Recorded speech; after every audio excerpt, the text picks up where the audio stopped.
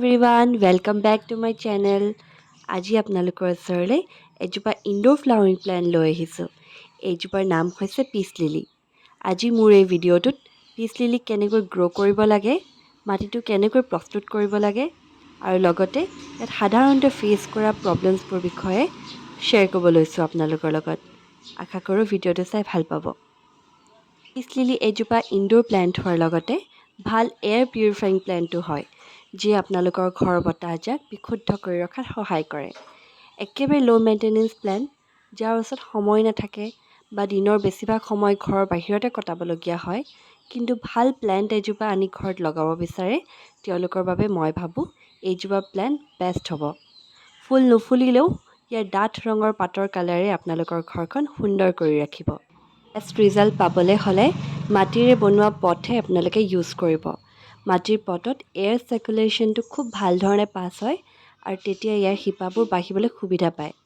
এতিয়া ইয়াৰ মাটিটো কেনেকৈ ৰেডি কৰিব লাগে তাৰ বিষয়ে জানি লওঁ।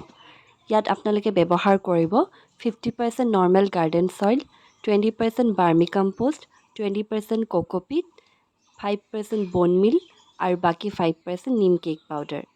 ইয়াত বেছিকৈ ফাৰ্টিলাইজাৰ ব্যৱহাৰ নকৰিলেও হয়। 3 মাহৰ ভিতৰত এবাৰ বাৰ্মি কম্পোষ্ট বা গোবৰ সাৰ বা আপোনালোকৰ সন্মুখতে থকা যিকোনো এভেইলেবল সাৰ ইয়াত প্ৰয়োগ কৰিব পাৰে। যিহেতু মই আগতে কৈছোঁৱেই এইজোপা ইনডোৰ প্লান্ট হয়, সেইবাবে অকল পোহৰ পৰি থকা জেগাতে এইজোপা প্লান্ট ৰাখিব। একেবাৰে যদি কম পোহৰতো ৰাখে তেন্তে আপোনালোকে ইয়াৰ ফুলপাহ পাব নোৱাৰিব বা ফুলা দেখিব নাপাব। আৰু লগতে প্লান্টজোপা লাহে লাহে গ্ৰ' কৰিব ল'ব। সেইবাবে যিমান পাৰে ইয়াক পোহৰত থ'বলৈ চেষ্টা কৰক আৰু পাৰিলে খিৰিকীৰ কাষতহে থ'বলৈ চেষ্টা কৰক। ফেচ কৰা ইয়াত আটাইতকৈ ডাঙৰ প্ৰব্লেমটো হৈছে পানীৰ প্ৰব্লেম। পানী তেতিয়াহে দিব যেতিয়া ওপৰ মাটিভাগ আপোনালোকে শুকান দেখা পায় আৰু তললৈ পাতবোৰ হাউলি যোৱা যেতিয়া দেখিব তেতিয়াহে ইয়াত পানী ব্যৱহাৰ কৰক। পিচ লিলি প্লান্টবোৰ বেছিকৈ পানী দিয়াৰ ফলতহে মৰিবলৈ আৰম্ভ কৰে।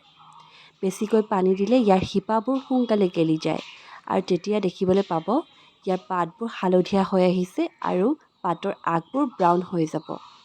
মোৰ ইয়াতো আপোনালোকে নিশ্চয় দেখা পাইছে কিছুমান পাত য়েল্ল' হৈ আছে, কিন্তু সেয়া একেবাৰে নৰ্মেল।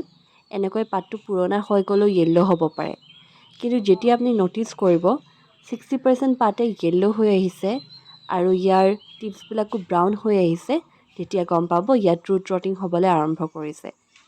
পাতৰ আগটো ব্ৰাউন হোৱা আৰু এটা কাৰণ হ'ব পাৰে, যদিহে আপুনি প্লান্টজোপা ৰ'দ পৰা ঠাইত থৈছে, তেতিয়া আপুনি লগে লগে প্লান্টজোপা আনি কম পোহৰ পৰি থকা ঠাইতহে ৰাখিব।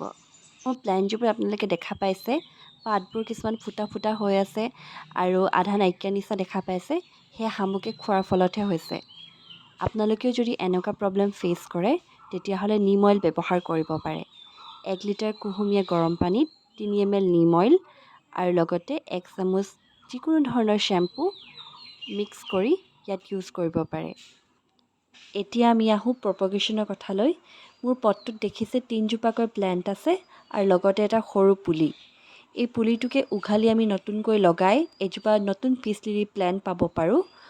নহ'লেও ইয়াতে যেনেকৈ আপুনি দেখিছে 3জোপা প্লান্ট ওলাই আছে, তাৰে ৰুট ডিভাইড কৰি এজোপা এজোপাকৈ 3টা পটত লগাই আমি 3জোপা নতুন পিচ লিলি প্লান্ট পাব পাৰোঁ। এনেকৈ আপোনালোকে ৰুট ডিভাইডো কৰিব পাৰে, নহ'লে পুলিৰ পৰাও নতুন এজোপা প্লান্ট পাব পাৰে। পিচ লিলিয়ে নতুনকৈ নিজে নিজে পুলিবোৰ প্ৰডিউচ কৰি থাকে আৰু তেনেকৈ গছজোপা জোপোহা হৈ পৰে। এয়াই আছিল এইজোপা প্লান্টত ল'ব পৰা কিছুমান টিপছ। আশা কৰোঁ আপোনালোকে ভিডিঅ'টো চাই ভাল পাইছে। যদি ভাল পাইছে লাইক, শ্বেয়াৰ, কমেণ্ট কৰিব নাপাহৰিব আৰু লগতে মোৰ চেনেলটো ছাবস্ক্ৰাইব কৰি দিব। থেংক ইউ ফৰ ৱাচিং।